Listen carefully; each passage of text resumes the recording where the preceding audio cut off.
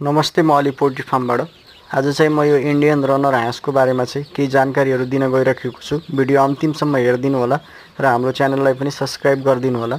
यो हाँसहरू चाहिँ अलि बढी कराउने गर्छ, खास गरी चाहिँ पोथी हाँस अलि बढी कराउँछ। खाकी क्याम्बेल जस्तै प्रसिद्ध मानिन्छ यसलाई पनि।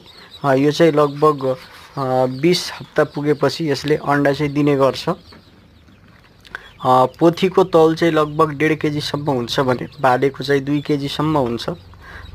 वर्षमा चाहिँ औसत लगभग 200 वटासम्म यसले अन्डा दिने गर्छ। यसलाई चाहिँ हामीले पानीमा पनि राखेर पालन गर्न सक्छौँ। लगभग यसले चाहिँ आफ्नो शरीर डुबाउने जति चाहिँ पानी राखिदिएर त्यो पानी चाहिँ बेला बेलामा सरसफाइ गरेर राख्यौँ भनेदेखि त्यति धेरै रोगहरू पनि लाग्दैन र यो हाँस चाहिँ विशेष गरी अन्डा र मासुको लागि पालन गर्न सकिन्छ।